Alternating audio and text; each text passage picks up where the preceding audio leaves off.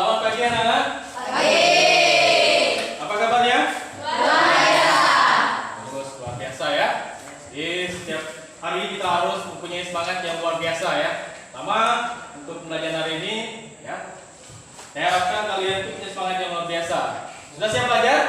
Siap. Terus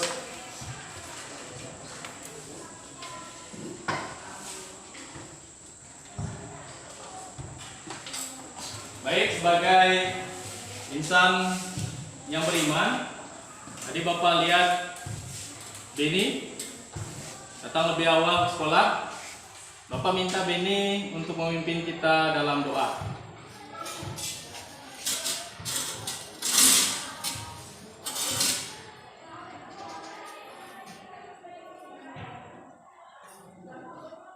Menyampaikan doa bagi yang berdoa dan biarkan saya memimpin dalam doa.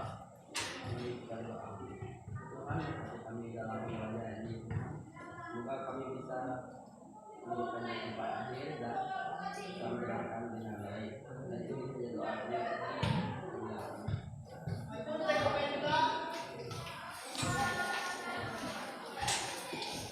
Baik, terima kasih Beni sudah memimpin kita dalam doa. Baik, Bapak akan absen dulu.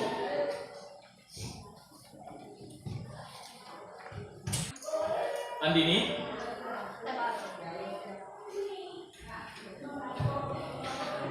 Arnika, Beni,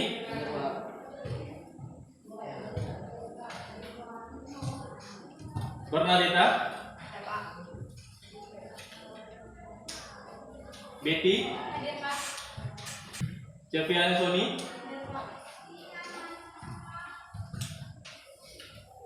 Delvia Kasela, Eben Hazard, Emilia Setia, Fajrin Octavianus,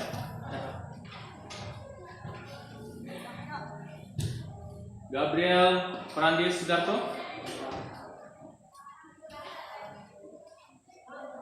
Fatima Indri,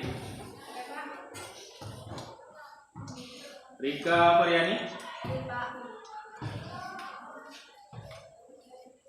Siska Kristiana,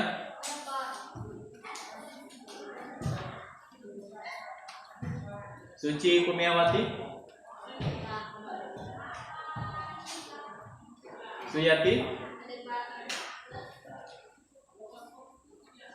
Belbet Miko, Alpa, apa sakit ini? Oh ya, apa ya? Buka tangan. Wina,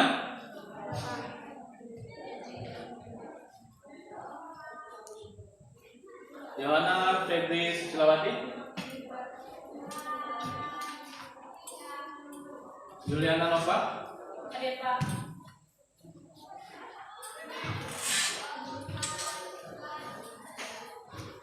mohon untuk yang dekat dengan Weber Niko ya,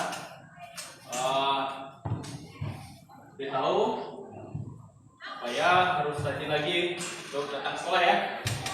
Dan dibiasakan untuk malas datang sekolah gitu.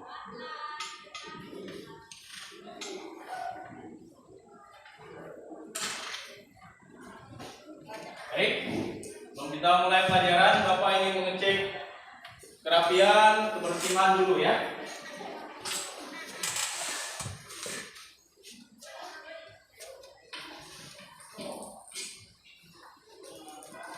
Terus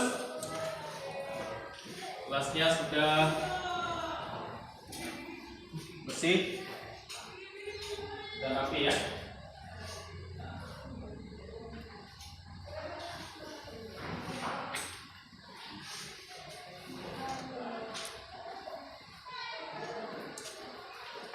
Baik, ada yang masih ingat pertemuan kita minggu lalu? Ya, silakan Andini.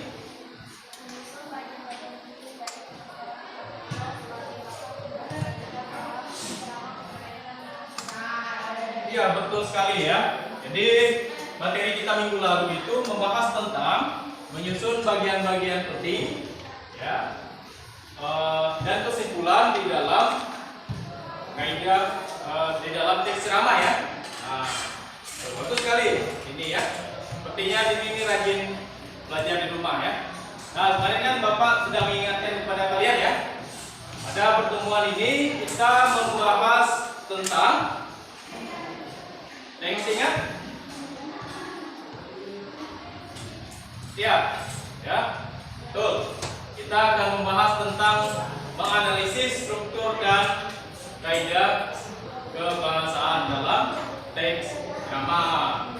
Nah, nanti kalian perhatikan ya pemaparan yang akan Bapak sampaikan di depan ini ya.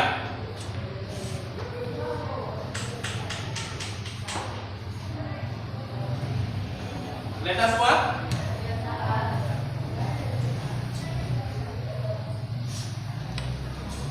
Baik.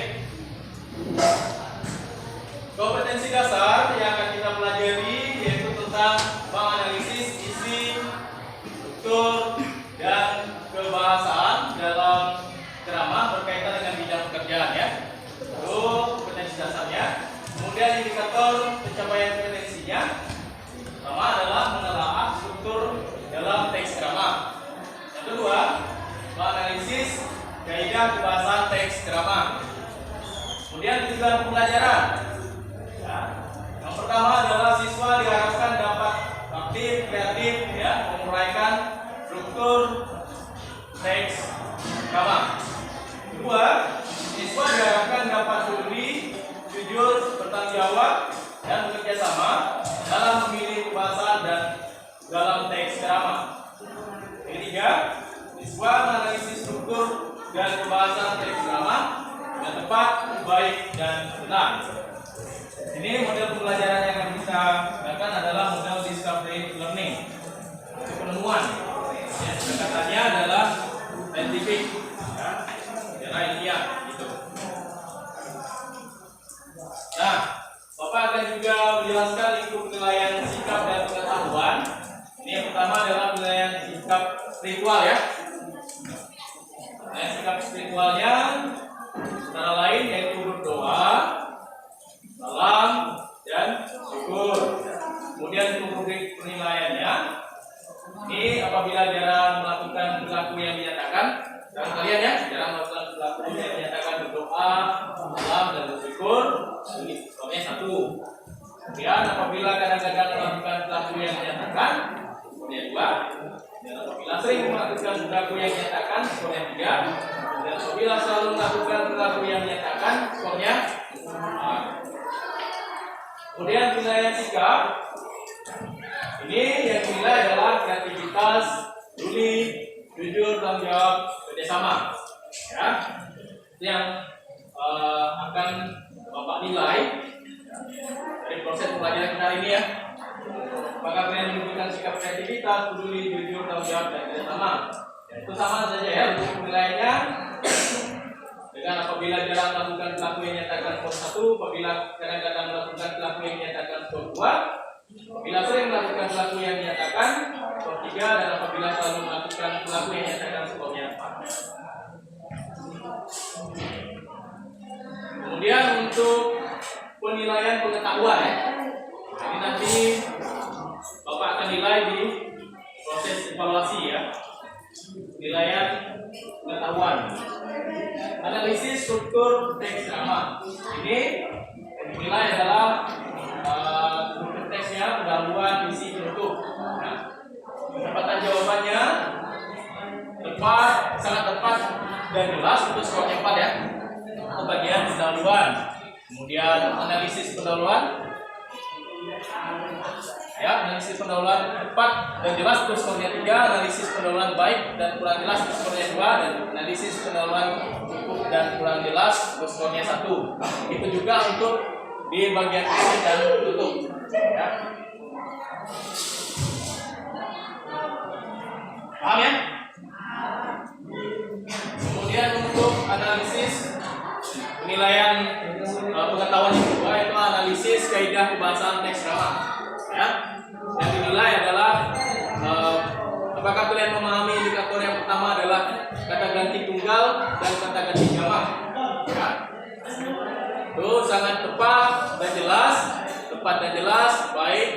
kurang jelas, cukup dan kurang jelas. Ya, perhatikan ya. Untuk tentang skornya sangat tepat dan jelas itu 4, tepat dan jelas 3, baik dan kurang jelas 2, cukup dan kurang jelas 1. Tuh. Kemudian yang kedua, kata-kata teknis atau istilah itu sama nilainya. Kemudian yang ketiga, hubungan argumentasi sebab akibat sama juga. Kemudian yang keempat, kata kerja mental, ya. Kemudian yang kelima, kata kerja persuasif. Itu skornya sama ya. Tentangnya adalah 1 sampai 4. Paham ya? Bagus. Nah, dalam pembelajaran ini, kegiatan-kegiatan yang akan kita lakukan, yang pertama adalah mengamati video. Nanti Bapak akan memutarkan video ya. Kalian simak dengan baik video itu, kalian catat isi-isi yang disampaikan dalam video itu ya. Kemudian, diharapkan dapat menemukan informasi penting nanti ketika Bapak akan memberikan KPD ya. Kalian mengamati ya. Itu kan sudah jelas ya.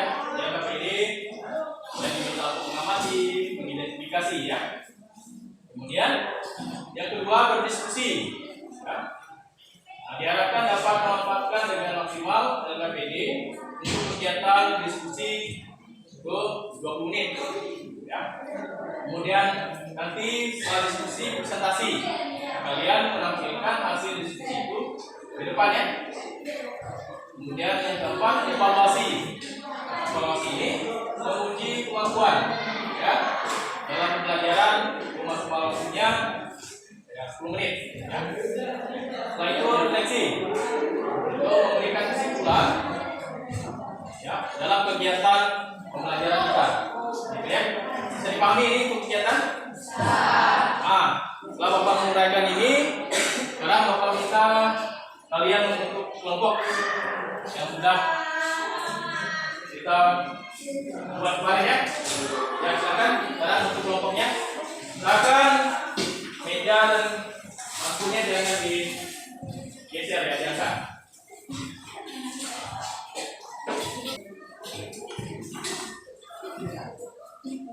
Sudah? Baik. Kelompok 1 di mana? Ini ya. Ini. 1. Bapak sudah tentukan. Kelompok 1 itu membahas tentang pentingnya berbahasa santun ya. Kelompok 2 ya. Kelompok 2 itu membahas tentang pentingnya memperkaya literasi ya. Kelompok 3 itu membahas tentang hak pendidikan di masa pandemi ya. Ini kelompok 4. Kelompok 4 itu membahas tentang bahaya sebenarnya dari narkoba. Oke. Sekarang Bapak akan memutarkan video ya. Bapak minta kalian buka di LKPD itu ya. Di bagian A mengamati.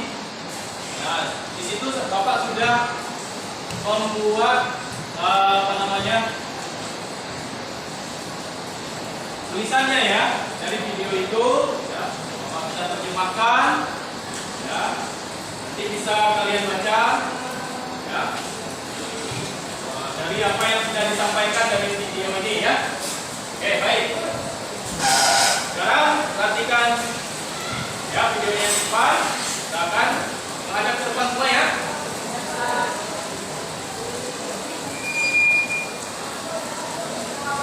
Kuncinya adalah entrepreneurship itu bukan profesi, tapi entrepreneurship itu adalah mindset. Kerja keras itu adalah disiplin waktu. Disiplin itu adalah kunci dan tidak pernah ada kompromi. Hasil utama itu yang menentukan adalah Allah Subhanahu wa Ta'ala. Tapi ikhtiar itu kita menentukan sendiri. Yang kita kontrol itu adalah kerja keras kita, ikhtiar kita.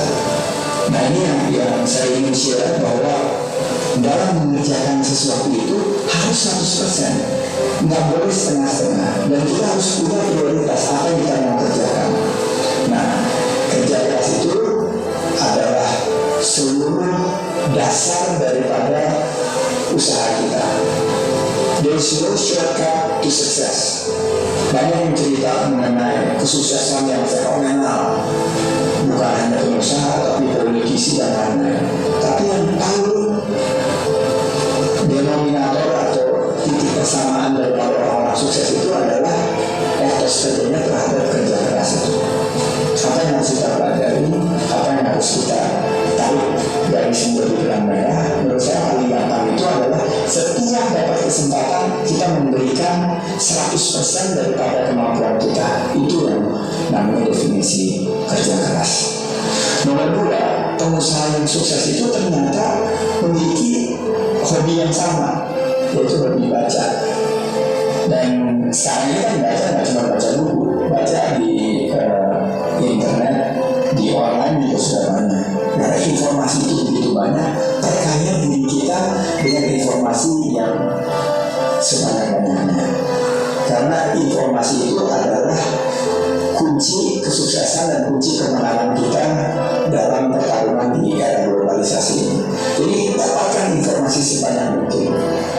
Dengan informasi yang sebanyak mungkin dan dengan membaca itu, saya yakin kita mampu berada paling tidak 20 atau 30% di depan daripada pesaing-pesaing kita. Karena hidup ini penuh persaingan.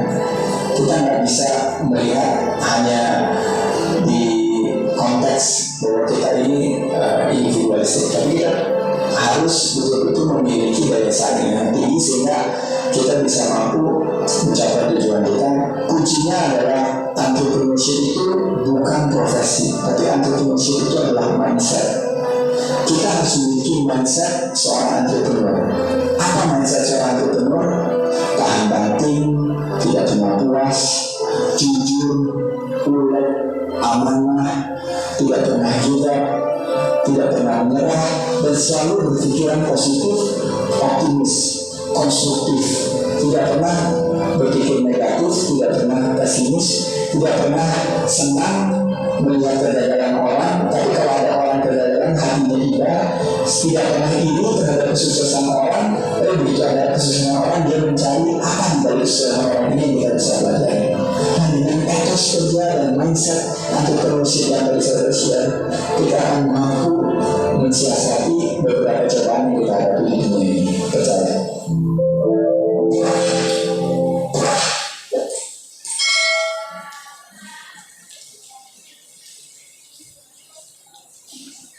Baik. Siapa tadi yang menyampaikan? Sandiaga? Ya, tadi ya. Sandiaga Uno ini adalah seorang pengusaha sukses. Setelah kita menyaksikan video tadi, ada berapa pertanyaan ya? Yang pertama, apa yang disampaikan pada pendahuluan tadi? Ya, silakan mereka berani.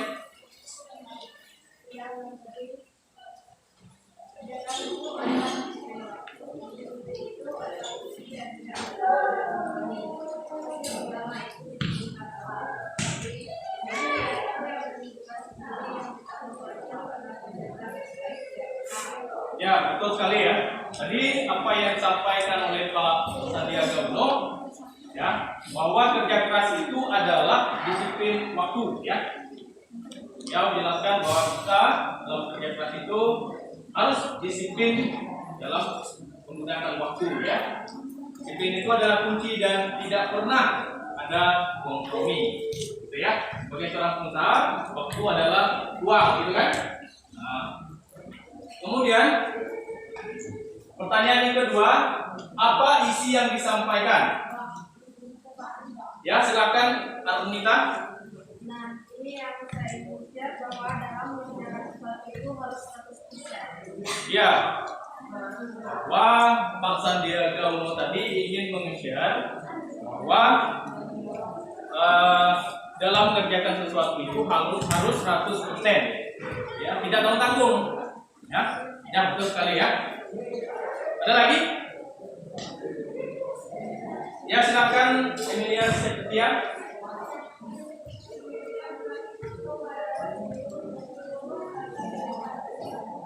Ya, betul sekali ya. Di pasal dia juga menjelaskan bahwa kerja keras itu adalah seluruh dasar daripada usaha kita. Nanti kalian sudah menyimak dengan baik tadi ya. Kemudian yang ketiga, apa yang disampaikan pada bagian untuk tadi? Ya, silakan Juliana.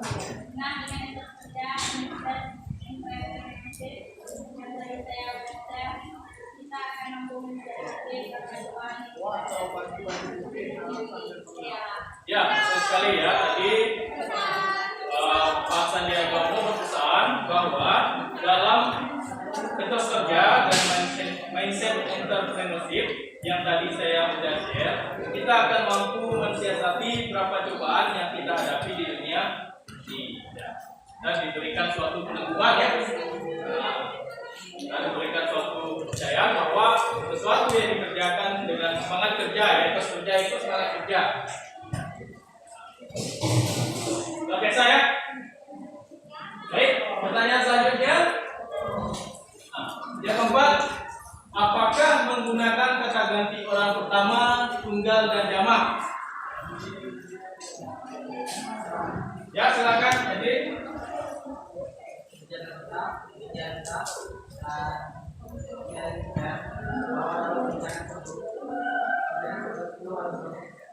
Iya, kita dalam mengerjakan sesuatu itu harus 100% ya.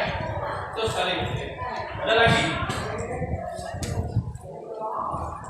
Ya, baik kita lanjut. Kemudian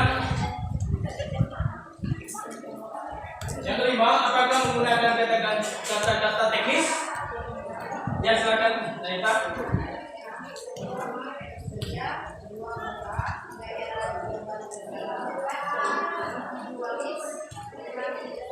Ya, ini disampaikan bahwa ada kerja, ya, kemudian usaha, organisasi, individualis, itu masuk dalam kata-kata teknis ya. Kemudian yang keenam, apakah menunjukkan hubungan sebab akibat? Ya, silakan.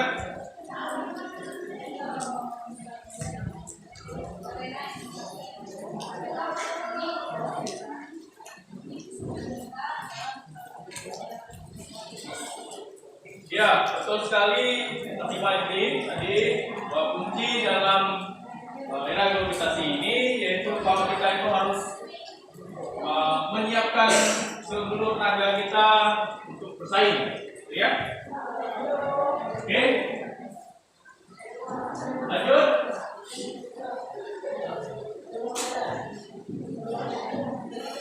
Yang ketujuh, apakah menggunakan kata kerja mental? Ya, silakan Delvia Priscilla.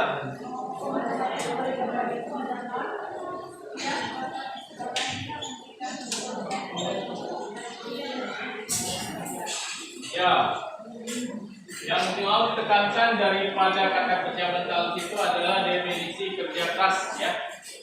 Bagus. Masih ada? Tidak ada ya? Baik. Kemudian pertanyaan ke-8, apakah menggunakan kata-kata persuasif? Ya, silakan di mana?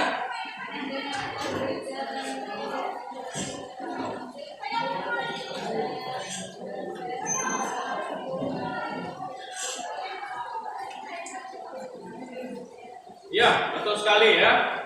Wah, tadi apa yang sudah di-share, sudah dibagi oleh Pak Sandiaga Uno itu bahwa etos kerja itu ya harus ada di dalam setiap pribadi, gitu ya. Apalagi kalau kita ingin berwirausaha, ingin menjadi bisnismen, gitu ya, usaha, ya tentang etos kerja dan semangat kerja, ya. Oke, masih ada? Oh, sepertinya kalian sudah paham ya bagaimana menemukan ya baik itu struktur dan kebahasaan di dalam video ceramah yang Bapak putar tadi. Ya, itu luar biasa ya. Kalian sudah mampu, kalian sudah bisa menemukan struktur ya, dan juga kaidah kebahasaan. Jadi struktur itu terdiri dari pendahuluan, ya, kemudian ya, isi dan penutup, ya. Nah, kemudian untuk kaidah kebahasaan itu terdiri dari kata ganti, kurang, tunggal dan jamak. Ya. Setelah itu, yang kedua adalah menggunakan kata teknis ya. Jadi seperti entrepreneurship, ya, etos kerja, usaha dan sebagainya. Kemudian menggunakan kata hubung sebab akibat, ya, menunjukkan adanya sebab dan akibat. Ya. Selanjutnya menggunakan kata kerja mental. Nah, misalnya kata kerja mental itu hendaklah, gitu ya, ada penekanan, gitu ya. Selanjutnya menggunakan kata-kata persuasif. Persuasif di sini ajakan. Ya. Nah, oleh karena itu dan lain sebagainya ya, untuk mengajak begitu ya orang lain untuk memahami apa yang disampaikan. Nah, setelah kalian paham dan kalian juga sekarang sudah dibagikan dalam kelompok, ya. Jadi kalian juga sudah mencatat ya apa-apa saja yang ada di dalam video sama itu dan sudah mengamatinya. Kalian sudah mengidentifikasi. Sekarang Bapak minta karena kalian sudah memegang semua NKPD itu, ya, Bapak minta kalian ya sesuai dengan topik-topik yang Bapak bagikan, ya, kalian kerjakan, ya. Nah, harus bekerja sama ya, saling membantu. Ingatkan lagi harus bekerja sama, saling membantu. Ya. Jika ada yang tidak diketahui, silakan ditanyakan ya. Nah, untuk mengerjakan ini, Bapak beri waktu 20 menit ya. Silakan. Sekarang kalian diskusi.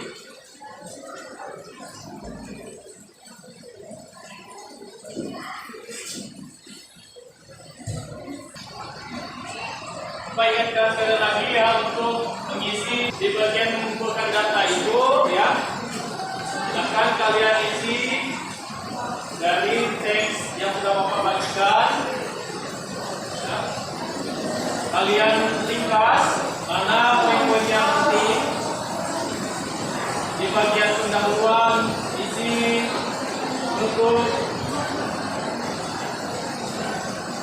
untuk menjawab struktur ya, struktur.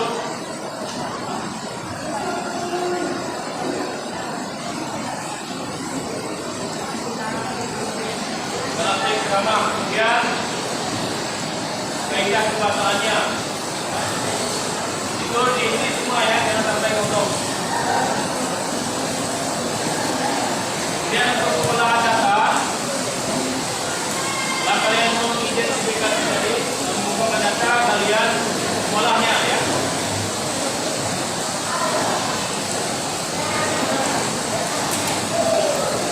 Setelah kalian mengolah, baru kalian membuktikan. Nanti di hasil buktian ini itu akan dipresentasikan ya.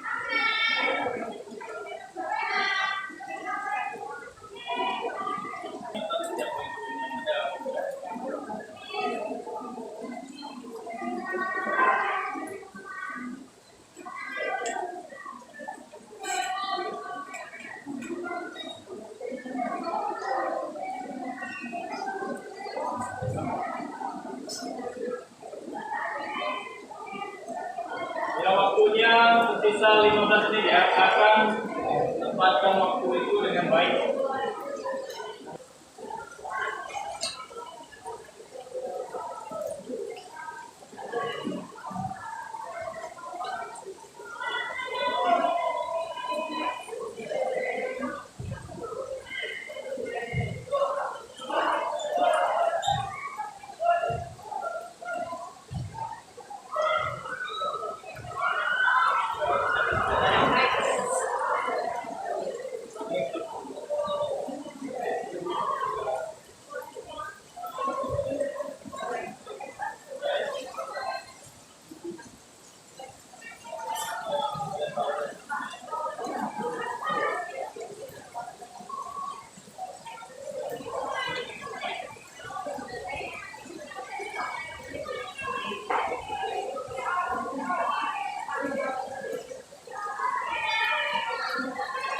Akan di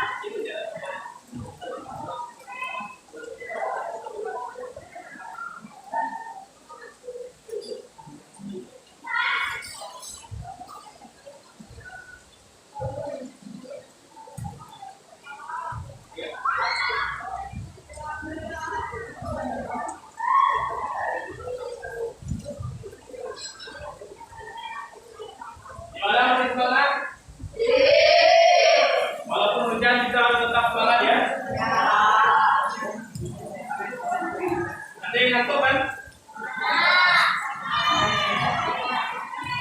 Harus semangat ya.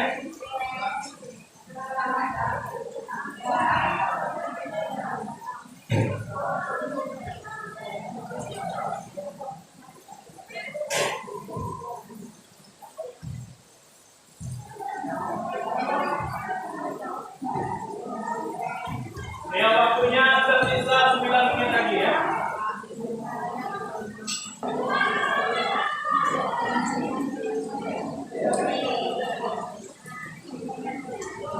Pada kelompok itu selesai.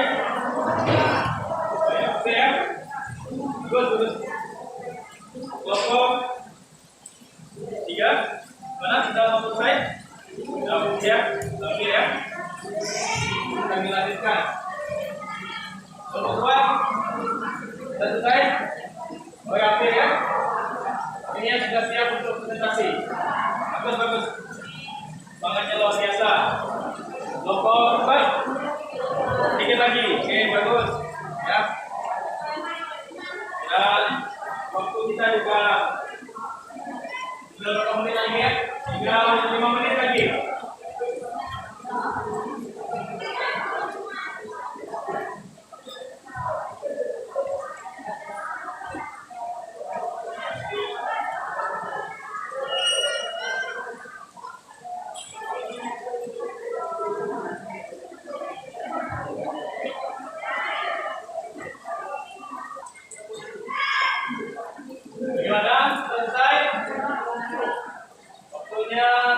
Kelompoknya lagi. Kelompok satu, sudah ya? Iya, bagus. Kelompok tiga, bagus. Dan lagi. Kelompok dua, sudah ya? Bagus, bagus. Sudah siap tampil. Semangatnya luar biasa. Kelompok empat, sedikit lagi. Oke, bagus. Tinggal sedikit lagi ya.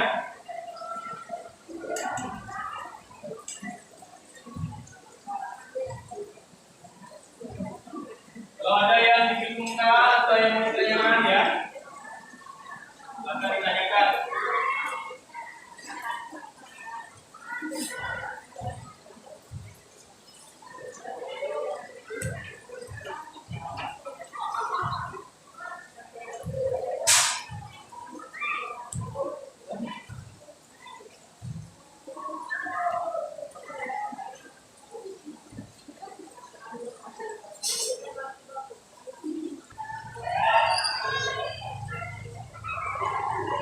Ya, waktunya tinggal 2 menit lagi.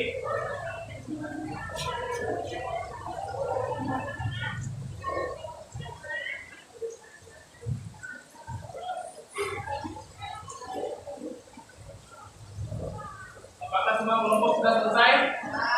Sudah ya?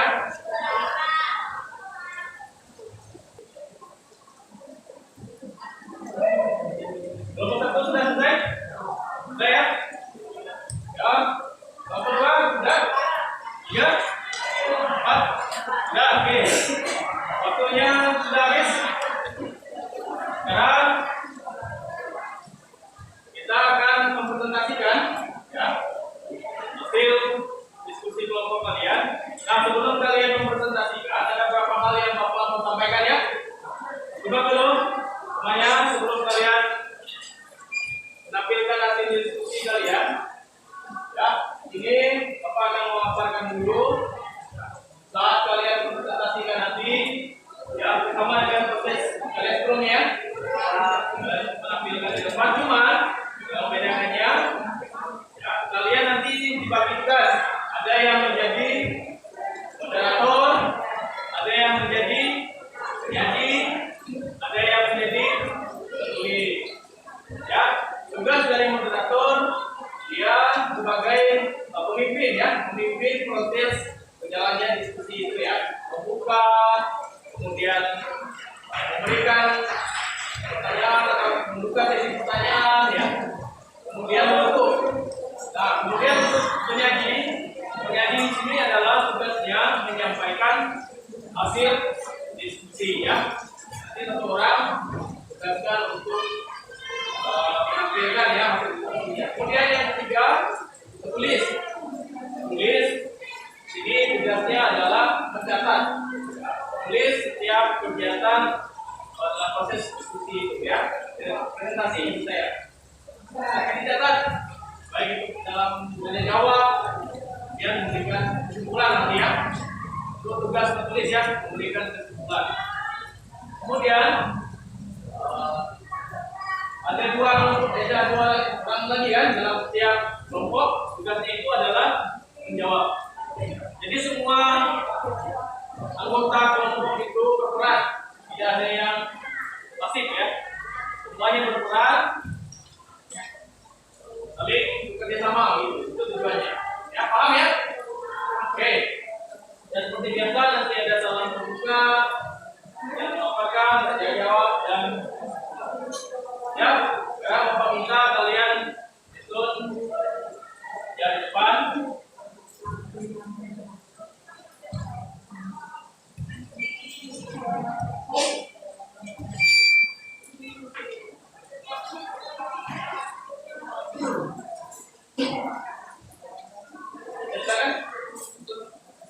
Oh, itu yang sekarang digunakan saja ya.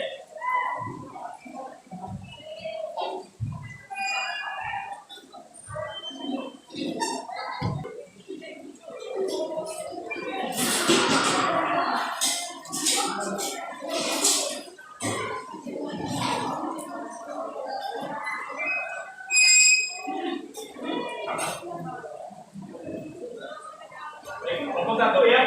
Kelompok 1 akan mempresentasikan hasil diskusi kelompoknya. Silakan. Selamat pagi teman-teman, kami dari kelompok 1 akan mempresentasikan diskusi kelompok kami. Yang tentang kemudian adalah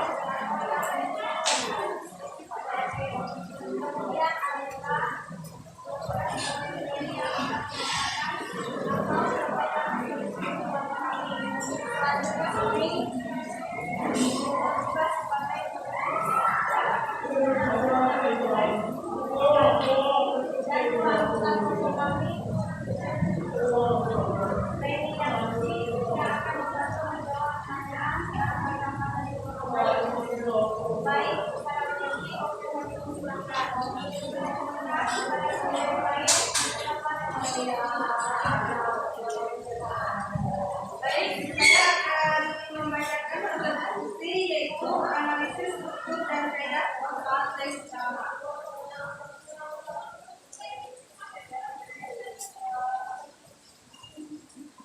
Sudah buat. Kata kerja keras itu disiplin waktu. Disiplin itu adalah kunci dan tidak pernah ada kompromi. Sebentar dulu. Apa tadi?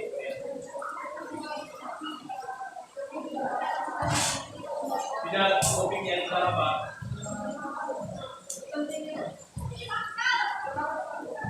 Pentingnya bahasa santun yang aku bacakan masih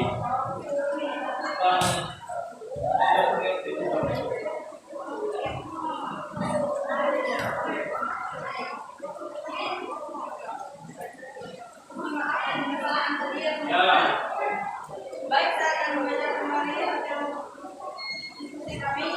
Pendahuluan pemilihan kata-kata oleh masyarakat acara pikir ini cenderung semakin menurun keterampilannya. Hal tersebut banyak pada kesalahan dalam yang berdasar dari usahanya. Isi, kita sering menyaksikan kebiasaan berbahasa anak-anak dan remaja yang kasar dan dengan dibumbui sebutan antar sesama yang sangat direct berhubungan. Penyebab utamanya adalah perkembangan masyarakat. Bentuk anak perlu dibina dan dididik berbahasa santun. Kaidah kebangsaan. Kata-kata tunggal dan kata-kata jamak, misalnya seperti bapak-bapak, saya, mereka, kita, anak, kerja. Kata-kata teknis dan istilah, misalnya tendensi, program, promosi, dan optimis, pergaulan global dan pertukaran informasi, pergaulan agama, pergaulan manfaat, hubungan argumentasi, sebab akibat, misalnya seperti sebab menyebabkan sebab itu, oleh karena itu, kata kerja mental, misalnya seperti menunjukkan, menyebabkan pada akhirnya. Kata kerja persuasif, misalnya seperti seharusnya tentu saja. Baik, sekian yang dapat kami sampaikan dari hasil diskusi. Kalau ada salah, kami mohon minta maaf.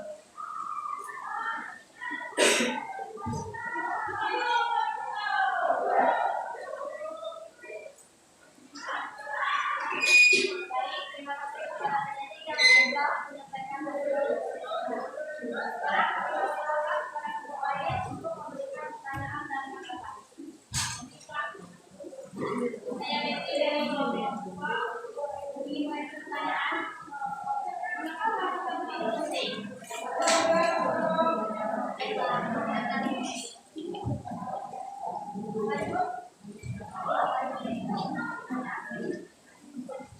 Ya, pertanyaannya mengapa bahasa santun itu penting ya?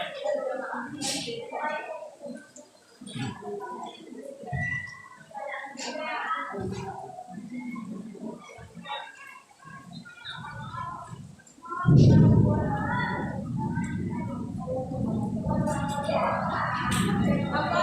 Kurang jelas.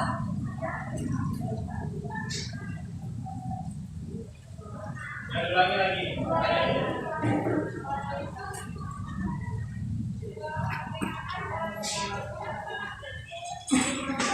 Bagaimana cara kita berbahasa pantun ya? Saya tadi sudah jawab. Apa faktor yang membuat orang enggan bahasa pantun? Apa faktor orang dan berbahasa pantun? Akan dilakukan dulu pertanyaannya.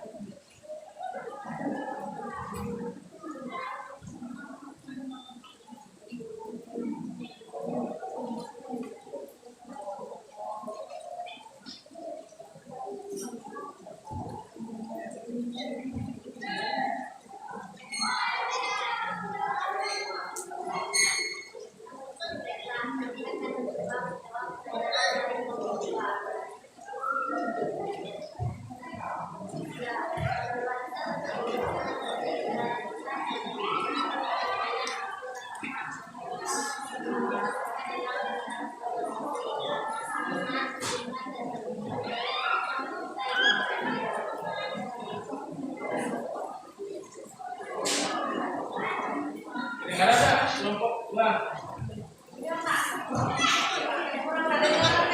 Diperkeras lagi suaranya.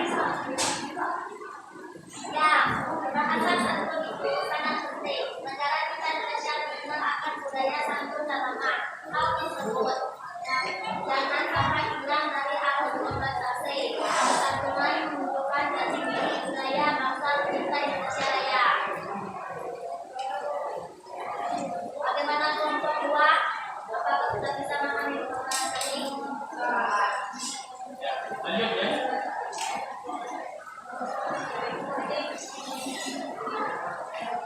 Baiklah, kami akan menjawab. Pertama, gunakanlah kata-kata yang bernuansa. Dua, ini dari pembicaraan yang kurang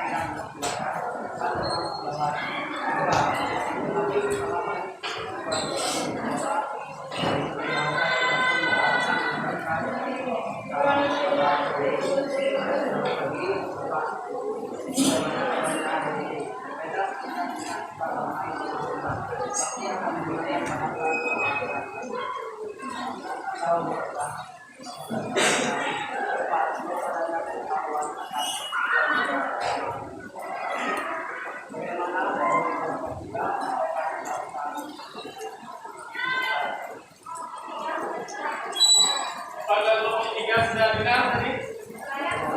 Sudah. Oke, sudah. Suaranya akan dikeras ya.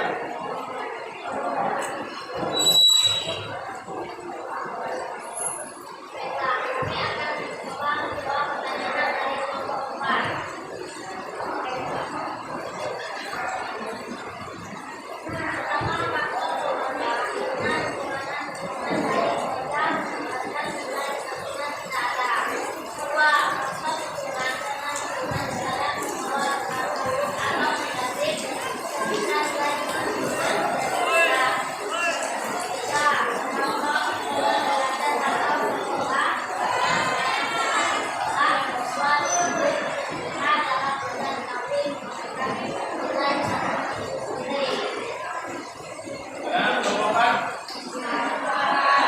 Baik-baik.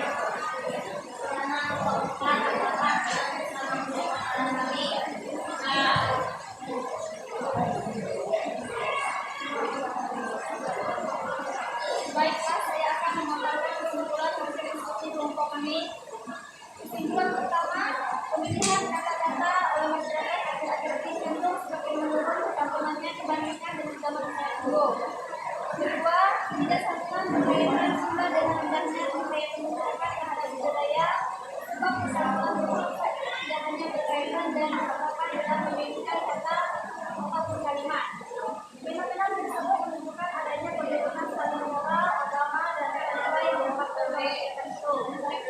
Ketiga, pergaulan global atau pertukaran informasi juga membawa pengaruh pada pembesaran budaya, khususnya berkaitan dengan budaya tertentu.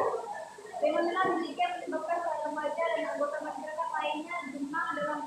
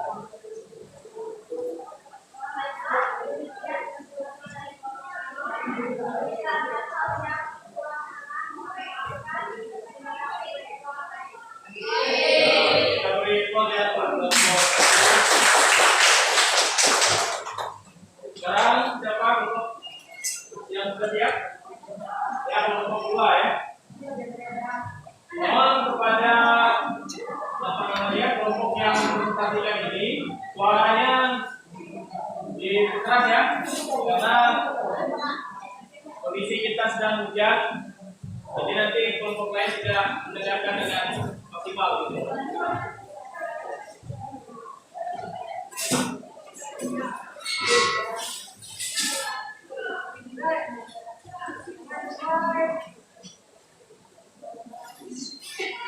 Silakan kelompok 2.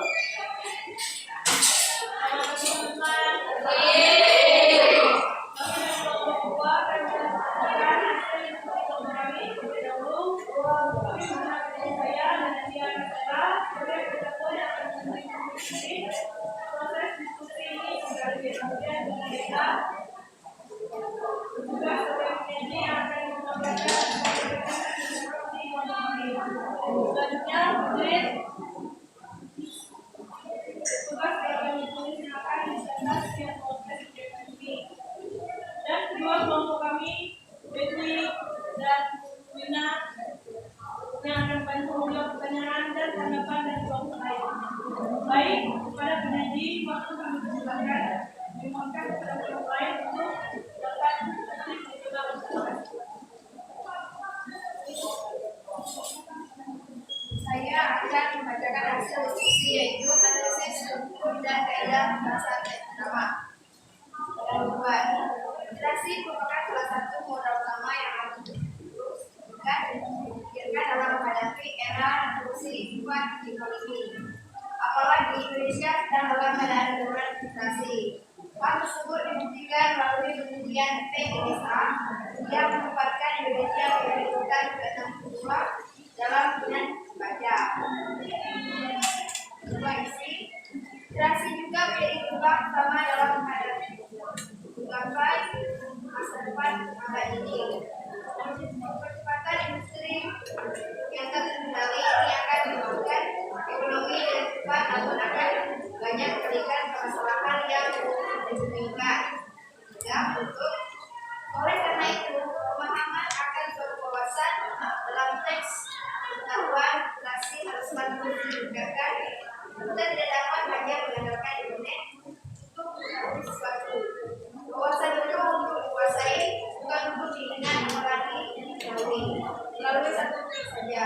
Wawasan semacam itu justru hanya disebutkan dan tidak dapat memberikan dampak baik bagi perkembangan diri. Baik, terima kasih kepada penyaji yang telah memberikan informasinya. Sekarang kami persilakan kepada kelompok lain untuk menjadi penanya dan menjawab. Mengapa literasi itu perlu dipercaya?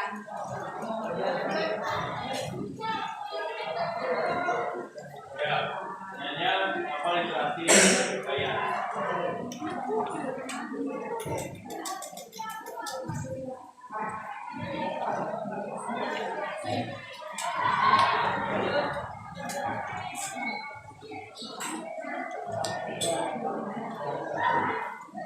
Kurang kuat, keras lagi.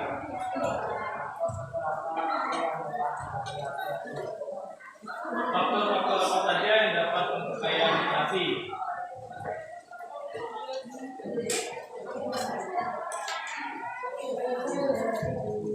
Apa dampak jika tidak memperkaya literasi?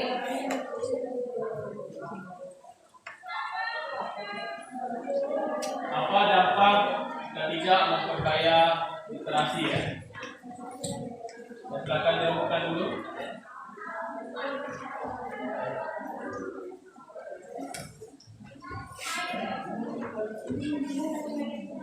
Mereka hanya akan mencoba menjawab pertanyaan dari kelompok 1, 3, dan 4.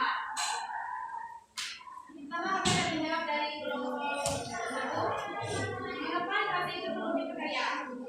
Literasi itu perlu diperkaya karena di era globalisasi sekarang ini kita harus bisa memahami informasi dengan cepat dan tepat. Apalagi kita sebagai pelajar setidaknya selain melakukan literasi di sekolah, kita juga harus banyak-banyak membaca di rumah atau literasi internet. Bagaimana? Untuk satu. Kemudian kelompok 2, faktor-faktor apa saja yang dapat memperkaya literasi? Maksudnya kelompok 3. Yang pertama, faktor ideal dalam kita harus mempunyai jiwa suka atau gemar membaca tanpa membaca kita buta informasi. Banyak membaca kelas, sarana yang ada misalnya buku pelajar, koran, majalah, dan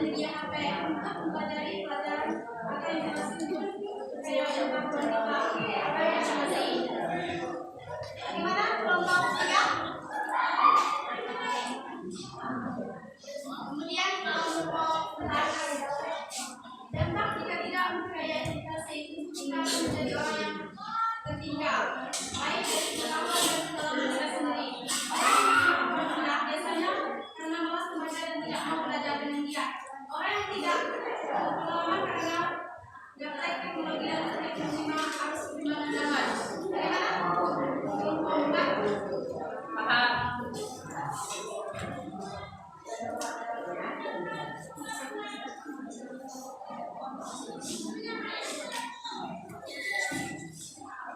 Jangan mengatakan bukan solusi kelompok kami.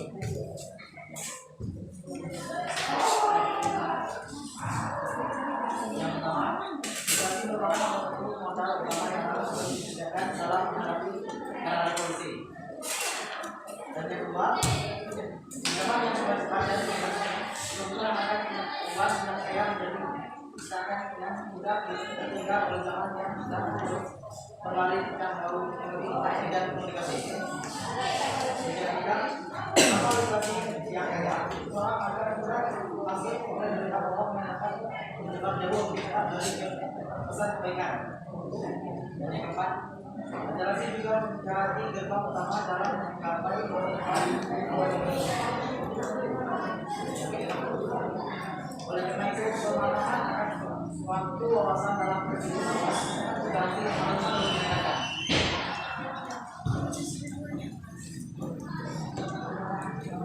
Baiklah, demikian presentasi dari kami. Jika ada hal yang kurang berkenan atau dimaafkan, terima kasih. Terima kasih kepada kelompok 2 ya. Sudah boleh close kelompok 2. Pemahaman tentang pentingnya memperkaya literasi ya. Yang selanjutnya, ya kelompok 3 akan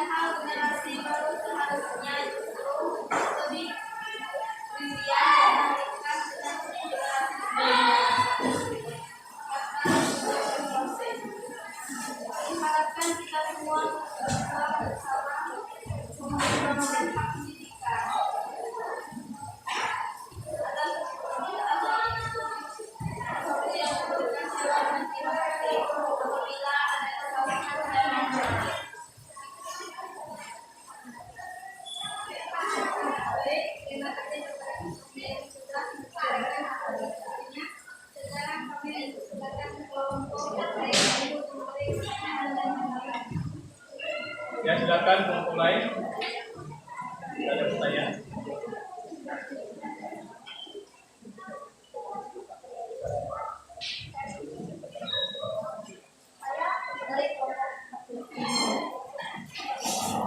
Ya, silakan kelompok 1. Apa yang dimaksud hak pendidikan masa pandemi?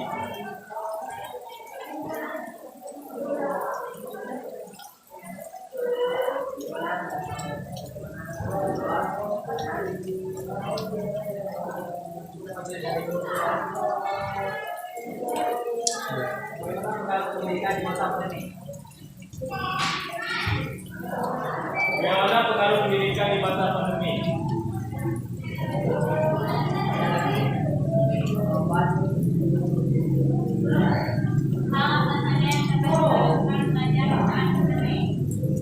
Hal apa saja yang dapat kita lakukan saat pandemi?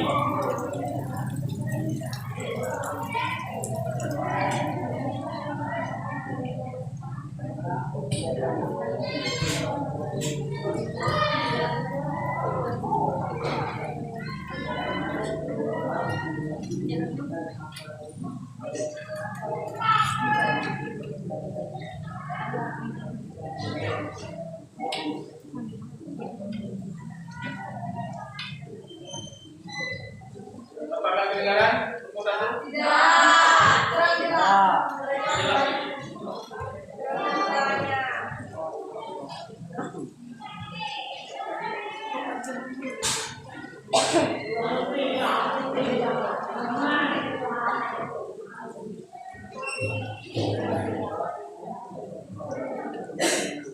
Suaranya dikeluarkan, dikeraskan.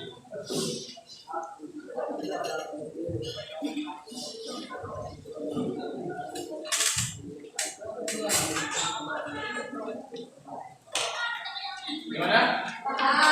Ya.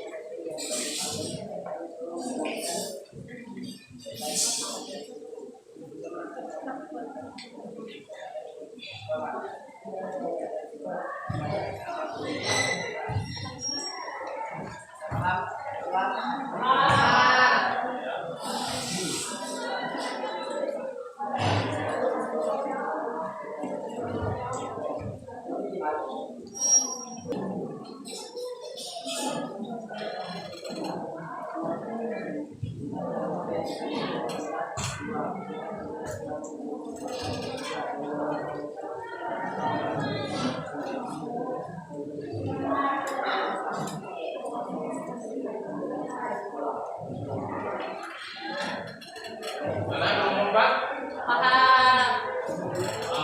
Oke.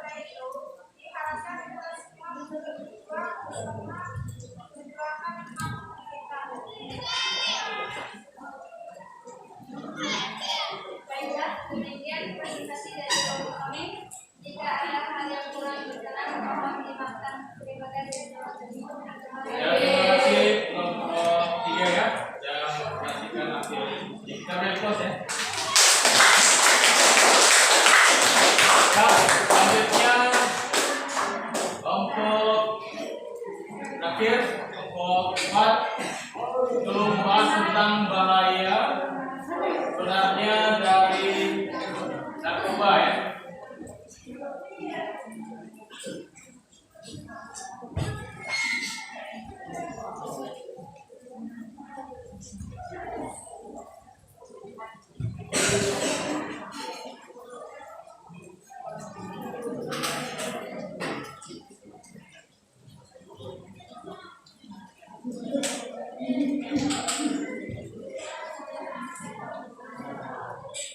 Selamat pagi teman-teman.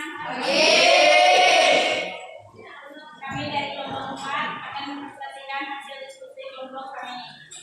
Terlebih dahulu kami memperkenalkan diri saya, kemudian Anova, sebagai moderator yang memimpin proses diskusi ini sampai akhir. Kemudian Siska Kristiana bertugas sebagai penyanyi yang akan memaparkan atau menyampaikan hasil diskusi kelompok kami.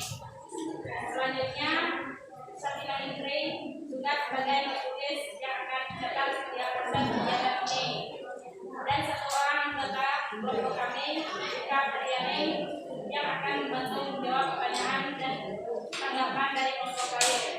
Baik, kami akan mengaji waktu kami silakan dimohonkan kepada kelompok lain untuk dapat memberi minat. Terima kasih.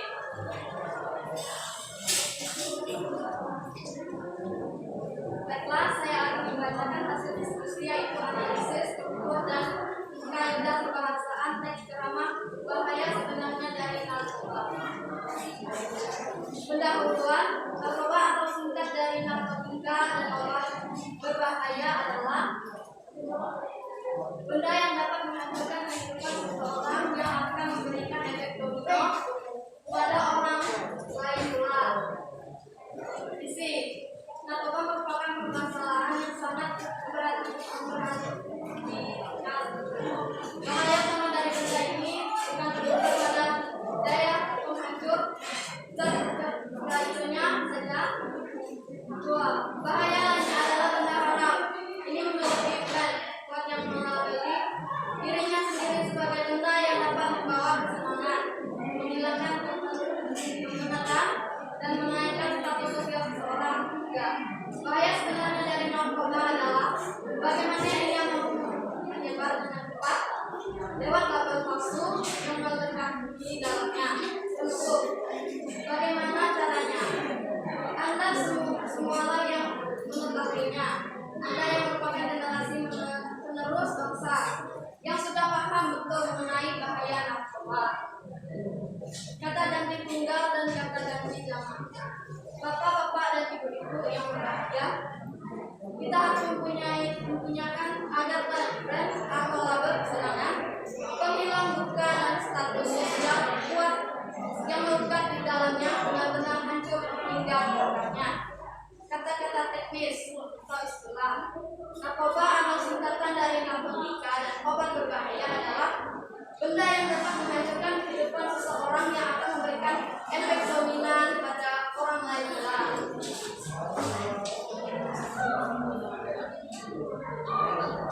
Ya, padahal dampak euforia seperti itu hanya bisa didapatkan melalui cara yang benar dengan argumentasi sebab akibat. Namun, pada ketergantungan tubuh kita mengonsumsinya. Maka dari itu, salah satu usaha yang harus dilakukan bukan hanya menyebutkan hal sederhana yang mengajak masyarakat untuk menjauhnya. Kata kerja mental. Sehingga para penyalahgunanya kesulitan untuk berhenti dirinya sendiri. Kita harus mengupayakan agar brand atau label kesenangan, penghilang luka, dan status sosial kuat yang melekat di dalamnya benar-benar hancur sehingga melancarnya. Kata kerja persuasif. Saya mohon sekali lagi, mari kita jauhi bahaya narkoba. Pertama, bahaya sebenarnya yang membuat seakan narkoba itu dapat atau hal yang menyenangkan untuk diri sendiri. Baiklah, itu saja yang dapat saya sampaikan. Jika ada hal yang kurang berkenan,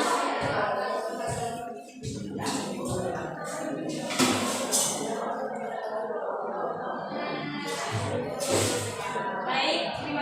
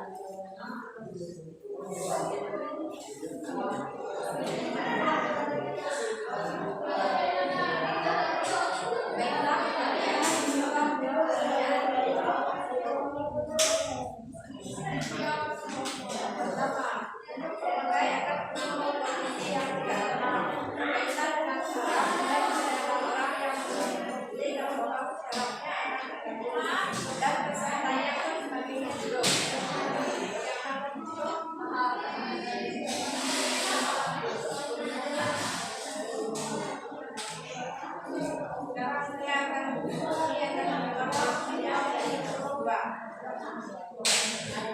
Masa depan remaja akan senang jika sedang mengikuti narkoba. Apalagi kita sebagai pelajar ketika saat kita mengikuti narkoba dengan harap akan berada di sekolah. Karena mengikuti akan memberatkan siapa saja yang berbeda atau mengikuti narkoba.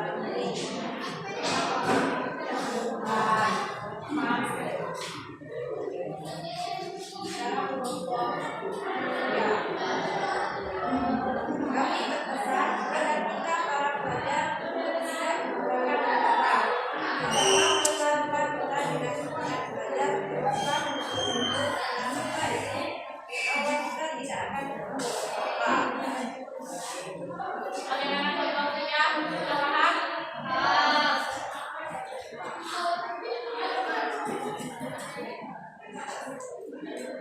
Baiklah, saya akan mendengarkan hasil diskusi kelompok kami. Yang pertama, narkoba atau singkatan dari narkotika.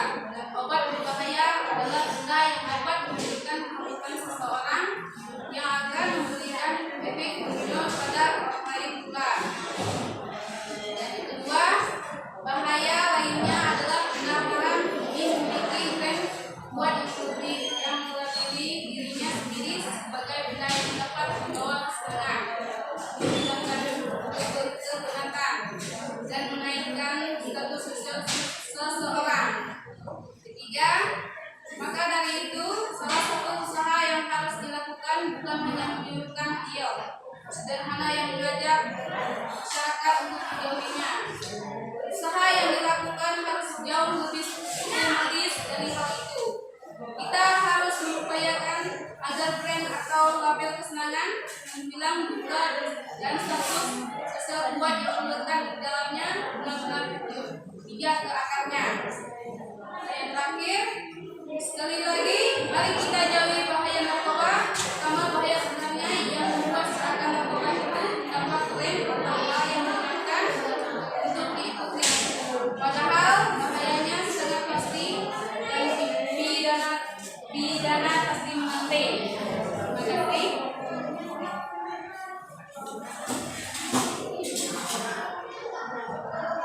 Baiklah, demikian presentasi dari kelompok kami. Jika ada hal yang kurang berkenan, mohon dimaafkan. Terima kasih. Kembali lagi. Mari kita beri waktu.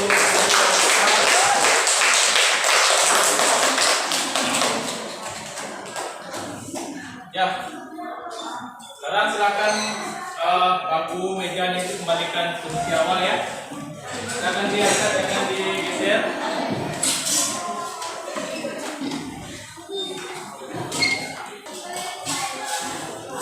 Bagaimana tadi? Luar biasa ya. Kelompok 1 sudah sukses presentasikan. Itu juga dengan kelompok 2, kelompok 3, dan kelompok 4. Ya. Kalian sudah terbiasa melakukan proses diskusi karena minggu lalu juga kita sudah berdiskusi kan. Cuman pada minggu ini kalian dibagi tugas lagi ya. Ada yang menjadi moderator, ada yang menjadi penyaji, ada yang menjadi penulis. Jadi semua anggota kelompok itu berperan. Tidak hanya satu orang saja. Itu tujuannya supaya kalian lebih kompak lagi, ada kerjasama tim ya dalam berdiskusi. Nah, dalam kegiatan hari ini ya berdiskusi kalian sudah bisa menarik kesimpulan dan menganalisis baik dari struktur dan kaidah kebahasaan dalam teks irama. Untuk menguji itu saya akan memberikan evaluasi ya pada kalian, jadi kalian kerjakan ya. Tentunya kurang lebih 8 menit ya untuk kalian mengerjakan evaluasi ini. Dan nanti ada refleksi juga sekaligus yang akan Bapak berikan berkaitan dengan pembelajaran kita hari ini ya.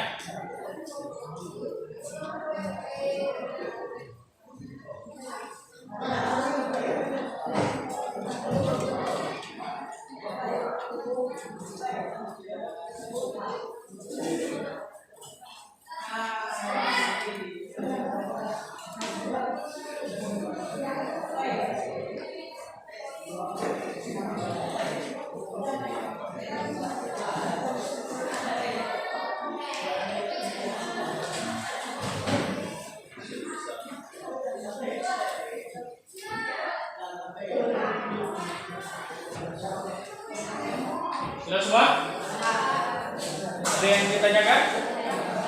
Tidak ada ya? Oke, silakan kerjakan.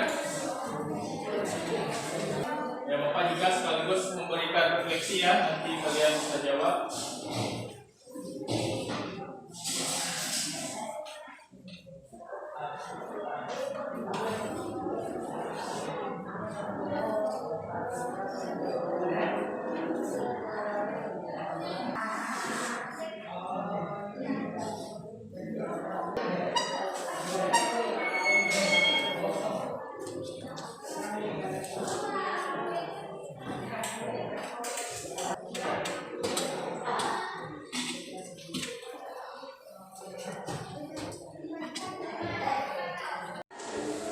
Sudah selesai? Sudah. Kalau sudah, silakan dikumpulkan.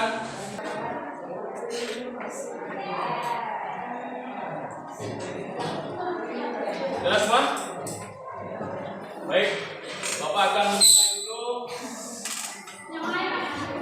hasil dari tugas kalian. Akan kalian baca dulu materinya. Nanti kita masuk ke bagian refleksi. Silakan kalian isi juga refleksinya, ya.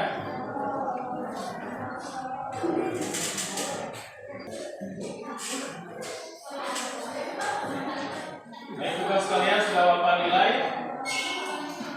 Baik, bagaimana hasilnya? Sangat memuaskan ya hasilnya, di atas KKN semua ya. Itu ditingkatkan. Baik, dan oleh itu ditingkatkan. Yang belum maksimal nilainya, ya, misalkan lebih banyak lagi ya. Ya, nilainya bisa maksimal. Ya. Ini yang diharapkan. Nah, tadi Bapak sudah memberikan refleksi. Sekarang kita masuk ke bagian refleksi ya. Refleksi ini adalah tujuannya untuk melihat sejauh mana kalian menguasai pembelajaran hari ini. Ya, pertanyaan pertama, apa hal yang paling Anda kuasai setelah pembelajaran hari ini? Mengapa Anda merasa hal tersebut bisa membuat Anda bisa menguasai? Ya, silakan Siska Kristiana. Hal yang saya kuasai dalam pembelajaran ini berkaitan dengan mengidentifikasi struktur dan kaidah kebahasaan teks drama. Karena dengan kegiatan pembelajaran menggunakan media video, diskusi kelompok, dan arahan guru, saya bisa memahami cara menganalisis struktur dan kaidah kebahasaan teks drama. Wah, luar biasa sekali ya Siska Kristiana ini. Tadi sudah mengikuti pembelajaran ini dengan baik ya. Kita sudah menganalisis struktur dan kaidah kebahasaan dari teks drama. Tadi pun Bapak sudah menampilkan video yang bagi kalian dalam diskusi. Kalian secara maksimal sudah bisa memahami materi itu. Baik, kemudian yang kedua, apa hal yang belum kamu kuasai setelah pembelajaran hari ini?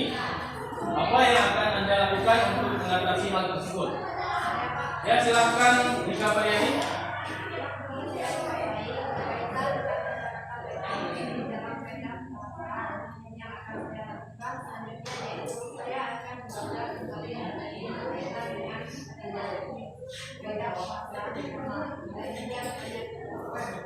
Oke, baik. Dika belum menguasai pada bagian kaidah kebahasaan dari kata-kata teknis ya. Jadi apa yang sudah kamu ingin capai itu, ya, kamu lakukan ya. Lagi mengenai kaidah-kaidah kebahasaan, kata-kata teknis, supaya kamu bisa memahami itu. Oke. Kemudian yang ketiga, apa hal yang masih membingungkan Anda dalam pembelajaran hari ini? Ceritakan hal-hal apa saja yang membuat hal tersebut membingungkan. Ya, silakan Juliana Nova. Saya bingung menemukan kalimat yang akan saya tulis. Sudah pernah mengisi menentukan PDF pada bagian hubungan data pada struktur dan kaidah kebahasaan untuk menemukan kalimat yang tepat dan diisikan dengan poin-poin yang saya berikan praktik. Oke, baik. Jangan lupa ya, masih kebingungan untuk meringkas poin-poin penting posting di dalam teks kamu ya. Usahakan kamu membaca berulang kali ya, membaca berulang kali teks itu sehingga kamu bisa mengambil sebuah kesimpulan gitu ya dari tiap isi yang ada di dalam teks kamu itu ya. Itu sudah diisi semua refleksinya? Ya, nanti dikumpulkan ya. Nah, di sini di depan ada sebuah foto kakek-kakek ya. Mungkin ada yang kenal? Siapa? Ya, Abraham Maslow. Apa yang disampaikan oleh Abraham Maslow ini? Salah satu tujuan pendidikan adalah meningkatkan kemampuan hidup Ya. Salah satu tujuan pendidikan adalah mengajarkan bahwa hidup itu berharga. Ya. Kita belajar dari ada yang TK sih? Sama anak-anak tidak ada. PAUD tidak ada.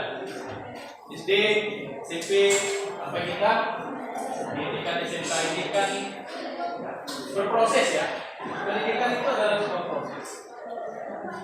Kita akan menjadi berharga bahwa selama kita itu menjalani proses, yaitu pendidikan ini.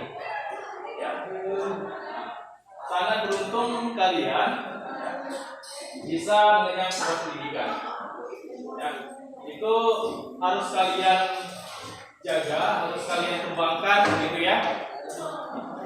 Bila perlu ke jenjang yang lebih tinggi, baik ke kuliah ya. Ada yang mau kuliah di sini? Nah, jangan putus ya. Dari yang SMK saja ya.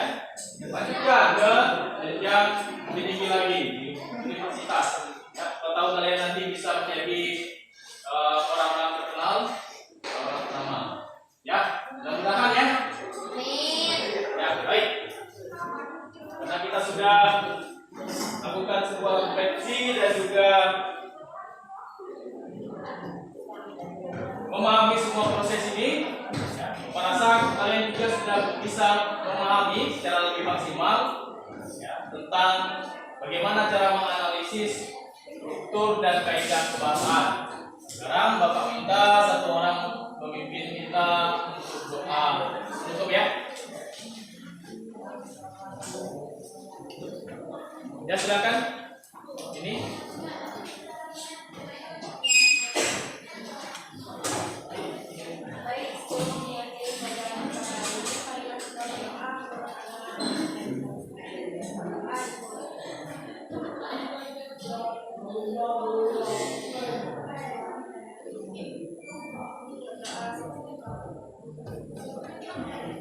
Baik, terima kasih semuanya yang sudah belajar dengan baik hari ini. Dan Bapak akhiri, selamat pagi.